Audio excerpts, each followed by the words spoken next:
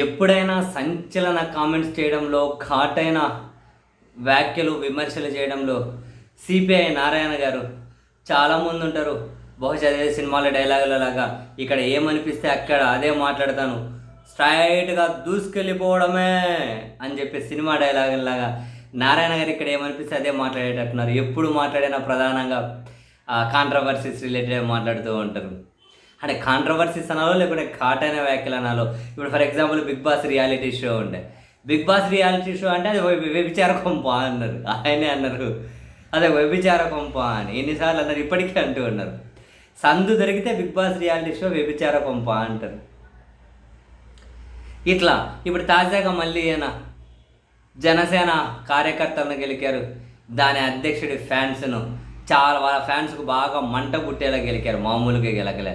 ఎందుకంటే జనసేన అధ్యక్షుడు, అదే ఏపీ ఉప ముఖ్యమంత్రిగా ఉన్న వ్యక్తి, ఆయన అభిమానులు వాళ్ళ పార్టీ కార్యకర్తలు ఇంతెత్తున ఎగరాలి, అగ్గినిప్పుల మీద కాలు పెట్టినట్లంటే దేన్ని టచ్ చేయాలి?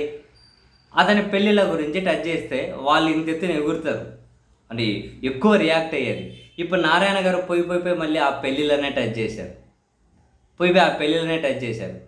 ఇప్పుడు ఈయన జనసేన అధ్యక్షుల వారు ఇప్పుడు కొత్త టాస్క్ వచ్చేసి సనాతన ధర్మం టాస్క్ కదా.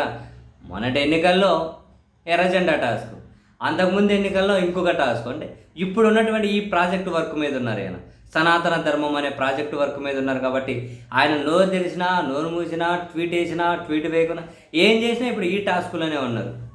మళ్ళీ ఈ టాస్క్ ముగిసే అంతవరకు దీని మీదనే ఉంటారు ఆయన. మళ్ళీ టాస్క్ ముగిస్తే వేరే టాస్క్ ఏమి ఎవరెప్పో చెబుతారో మనకు తెలియదు. సో అందుకని చెప్పి బై డిఫాల్ట్గా ఈ కమ్యూనిస్టు నాయకులకి ఆయన మీద కూడా బాగా మంటనే ఉన్నట్లుంది. సో నారాయణ గారు ఏమన్నారు, ఓ పెద్ద సనాతన ధర్మం అని చెప్పి అంటున్నాడు కదా ఆయన, దాన్నే విమర్శించే వాళ్ళను, దాన్ని ఏమంటారు వ్యతిరేకంగా వ్యాఖ్యలు చేసే వాళ్ళను జైల్లో పెట్టాలని చెప్పి అంటూ ఉన్నారు కదా. ఆయన మాటలను నిజం చేసి ప్రభుత్వాలు కనుక, పోలీసులు కనుక ఫస్ట్ ఆయన్నే జైల్లో పెట్టాలి అని అడిగారు. ఆ జనసేన అధ్యక్షుడి మాటలు, సనాతన ధర్మాన్ని ఎవరో విమర్శిస్తే వాళ్ళను జైల్లో పెట్టాలి అన్న ఆయన వ్యాఖ్యలను నిజం చేసుకుంటూ పోలీసులు మొదట ఆయననే జైల్లో పెట్టాలంట. ఎందుకో మళ్ళీ నారాయణ గారు లాజికల్ చెబుతూ ఉన్నారు. సనాతన ధర్మంలో భార్యకు విడాకులు ఇవ్వాలి అనే కాన్సెప్ట్ ఉండదట.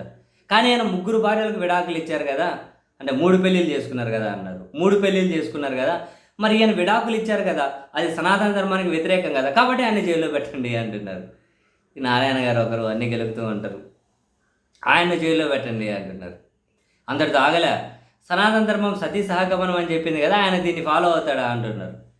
ఫాలో కానప్పుడు ఆయనకు మరి దీని గురించి మాట్లాడి ఆచరించే హక్కు ఎక్కడిది? ఈయనకు ఆ హక్కు లేదు కదా అంటారు. సనాతన ధర్మంలో విడాకులు లేవు, ఈయన జీవితంలో విడాకులు ఉన్నాయి. సనాతన ధర్మం అంటే సతీ సహగమనం మరి ఇది. సో కాబట్టి ఈయన దానికి వ్యతిరేకంగా ఉన్నారు కాబట్టి ఈయనకు ఆ హక్కు లేదంటారు.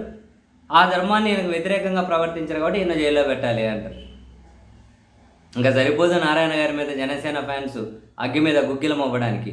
అయితే కొందరు ఇంట్రెస్టింగ్గా దీన్ని తెలుగుదేశం పార్టీకి ముడిపెడుతూ కూడా కామెంట్ చేసి పోస్టులు పెడుతూ ఉండడం జనసేన వాళ్ళు బిట్ ఇంట్రెస్టింగ్ అనిపించింది. ఎందుకని అందరికీ తెలుసు, బేసిక్గా కమ్యూనిస్టులు తెలుగుదేశం పార్టీ దాని అధ్యక్షుడి కనుసన్నల్లో ఎక్కువగా పనిచేస్తుంటారు అనేది ఓపెన్ సీక్రెటే. ఇప్పుడు వీళ్ళు ఎక్కువగా టీడీపీని ఏం పెద్ద టార్గెట్ చేయట్లేదు, జనసేన అధ్యక్షుడిని టార్గెట్ చేస్తూ ఉన్నారు. సో కమ్యూనిస్టులు పదే ఇటువంటి పెళ్ళిళ్ళ గురించి, విడాకుల గురించి ఇంత లోతుల్లోకి వెళ్ళి వీళ్ళు విమర్శలు చేయడం వెనక ఏమైనా Telugu Desam party mind game plan ఏమైనా ఉందా అని కొందరు జనసేన పార్టీ వాళ్ళు అనుమానించుకుంటూ ఆ కోణంలో చర్చ పెడుతూ ఉండడాన్ని మనం ఇక్కడ గమనించాలి. మనం ఏది కొట్టిపడేయలేము. తెలుగుదేశం పార్టీ దాని మీడియా ఎలాంటి స్ట్రాటజీస్ అయినా, ఎలాంటి స్క్రిప్ట్లు అయినా ఎగ్జిక్యూట్ చేయగలుగుతుంది. ఈ విషయం అందరికంటే ఎక్కువ జనసేన వాళ్ళ ఫ్యాన్స్కే తెలుసు. ఎందుకంటే అర్ధరాత్రి 2:30-3 గంటలకు కూడా 2019 ఎన్నికలకు ముందు ఇదే జనసేన అధ్యక్షుడు గొక్క పెట్టి ట్వీట్లు పెట్టారు, మా అమ్మని తిట్టిస్తారా అది ఇది అని. తర్వాత మళ్ళీ వాళ్ళ నీడలకే వెళ్ళే పరిస్థితి వచ్చినప్పుడు మళ్ళీ ఆ ట్వీట్ల హిస్టరీ అంతా డిలీట్ చేసుకున్నారు. సరే డిలీట్ చేసుకున్న మైండ్లో అయితే ఉంటుంది కదా వాళ్ళకి ఎవరేంది అని. బహుశా ఆ ఎక్స్పీరియన్సెస్ ఏమో కొందరు జనసేన వాళ్ళు ఈ కమ్యూనిస్టుల మాటల వెనక టీడీపీ ఉంది అని చెప్పి అనుమానించడానికి కారణం కావచ్చు.